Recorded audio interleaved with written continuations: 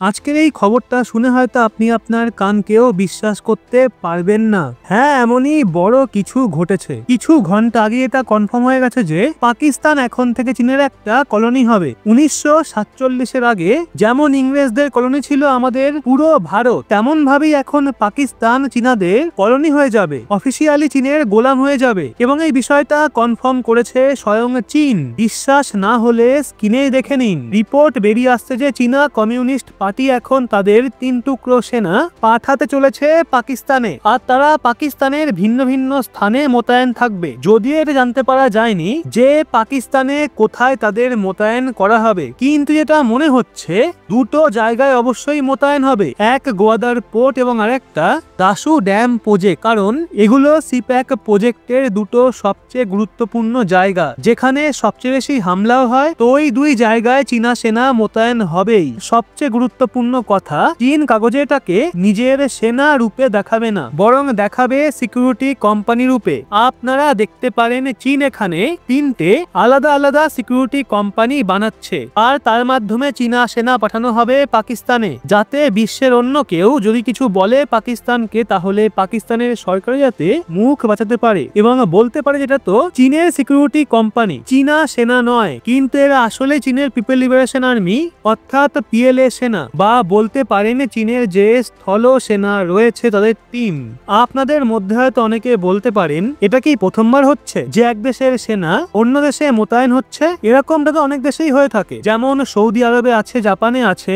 এর মানে কি এটা যে এই দেশগুলো আমেরিকার গোলাম? দেখুন, একটু গভীরে গিয়ে ভাবুন। আজ থেকে কিছু মাস আগে জাপানের ভেতরে আন্দোলন হচ্ছিল আমেরিকার এয়ার বেস নিয়ে, ওখানে আমেরিকার যে সৈন্য বেস রয়েছে সেই নিয়ে। কেন? কারণ রিপোর্ট বেরিয়ে আসছিল যে আমেরিকার কিছু সেনা ওখানকার মহিলাদের সঙ্গে খারাপ কাজকর্ম করছিল, কিন্তু জাপানের মানুষরা পুরো জোর লাগিয়ে দেয়, জাপানের সরকারের ওপর ভয়ঙ্কর চাপ সৃষ্টি করে।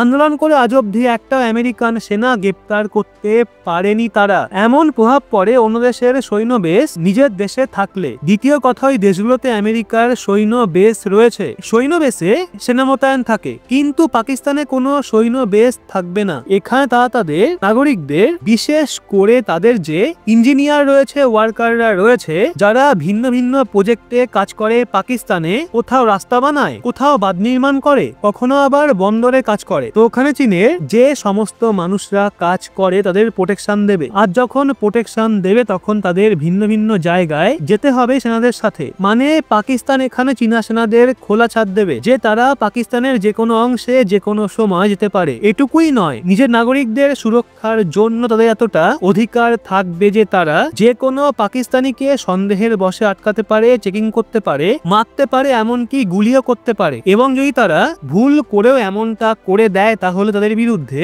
কোন রকম স্টেপ নেওয়া হবে না। ভুল করে কাউকে গুলি করে দিলে না কেউ তাদের কিছু বলবে, আর না তো কেউ তাদের শাস্তি দেবে। তো এমনটা কারোর সাথেই হবে না, সবাইকে ডিপ্লোমেটদের মতো সুরক্ষা দেওয়া হবে, কারোর ওপর কোন রকম কেস চলবে না। তো এখন আপনারা বলুন, যখন ইংরেজরা শাসন চালাতো ভারতে তখন ইংরেজরা কি এমনটা করতো না? ওদেরও তো খোলা ছাড় ছিল, তারা যে কাউকে আটকে জিজ্ঞাসাবাদ করতে পারতো, মারতে পারতো, প্রাণে মারতে পারতো। আঙুল তোলার মতো কেউ ছিল না, আটকানোর কেউ ছিল না, ওখানে কোন রকম চেক ও ব্যালেন্স ছিল না। এটাকেই তো বলা হয় গোলামি। আর এখন সেরকমই গোলাম হতে চলেছে পাকিস্তান চীনা সেনাদের কাছে। এই জন্য বলা হচ্ছে চীনা সেনা যারা আসছে তারা নিজের নাগরিকদের সুরক্ষা কম, বরং পাকিস্তানকে গোলাম বানাতে বেশি আসছে।